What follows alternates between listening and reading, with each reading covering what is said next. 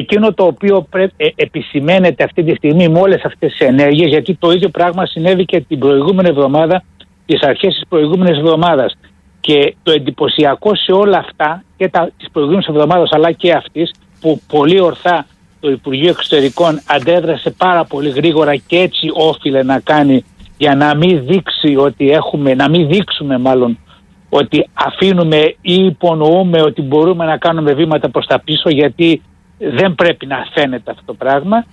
Στην ουσία εκείνο το οποίο φαίνεται είναι ότι πλέον μέσα στις ναύτεξ που βγάζουν μας κάνουν και ένα μάθημα για το ποια νησιά πρέπει να είναι στρατικοποιημένα και ποια νησιά πρέπει να είναι αποστρατικοποιημένα. Στην ουσία δηλαδή προσπαθούν μέσα από τις ναύτεξ, που στην ουσία είναι ένα μήνυμα προς τους ναυτιλωμένους, να το πω έτσι απλά, για ποιες περιοχές είναι ασφαλείς και ποιες περιοχές είναι μη ασφαλείς και να μην περάσουν τα καράβια από εκεί. Στην ουσία μέσα από αυτά περνάνε και τις δικές τους θέσεις, τις δικές τους διεκδικήσεις στο Αιγαίο για την αποστρατικοποίηση των νησιών.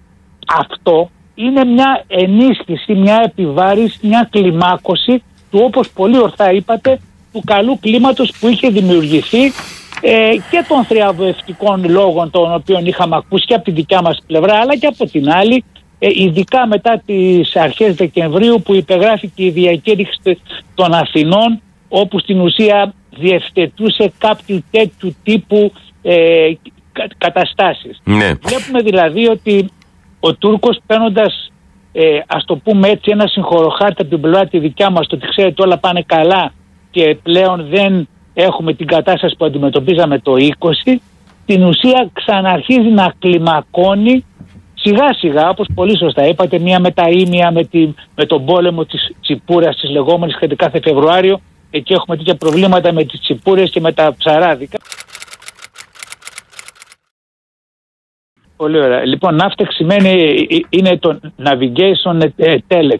Δηλαδή, τι είναι αυτό? Είναι ένα μήνυμα το οποίο βγαίνει από κάποιο κέντρο.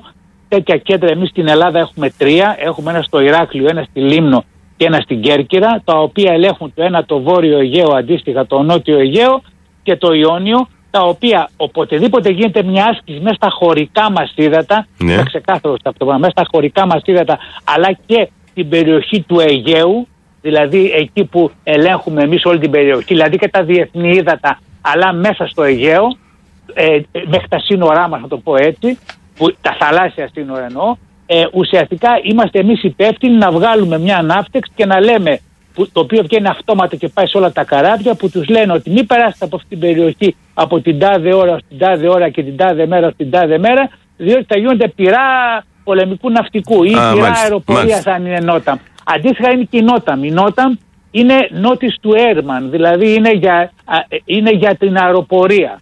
Ωραία. Άρα λοιπόν η ναύτεξ είναι για το ναυτικό, η Νόταμ είναι για την αεροπορία και είναι για τους χώρους αυτούς που σας είπα. Τώρα τι γίνεται? Έρχεται η Τουρκία και επειδή αμφισβητεί και προσπαθεί να κερδίσει, να πάρει καταρχάς την αποστρατικοποίηση των νησιών του Ανατολικού Αιγαίου, που είναι εξόχως τέλος πάντων εναντίον της εθνικής μας κυριαρχίας, και θέλει να πάει μέχρι τη μέση του Αιγαίου και να την ελέγχει, και στην ουσία οποιαδήποτε άσκηση πάμε να κάνουμε εμείς τώρα σε αυτή την περιοχή και βγάζουμε τις Νόταμ ή τις ναύτεξ, έρχεται αυτός και βγάζει τι τώρα? Βγάζει ή δικές του Νόταμ και ναύτεξ αντίστοιχα για να φανεί ότι όχι κύριοι, εγώ ελέγχω την περιοχή, ή βγάζει τις αντι-ναύτεξ και τις αντι-Νόταμ, που στην ουσία λέει ότι κακώς βγάλατε τέτοιο πράγμα, δεν μπορείτε να κάνετε άσκηση εκεί γιατί είναι αποστατικοποιημένη περιοχή.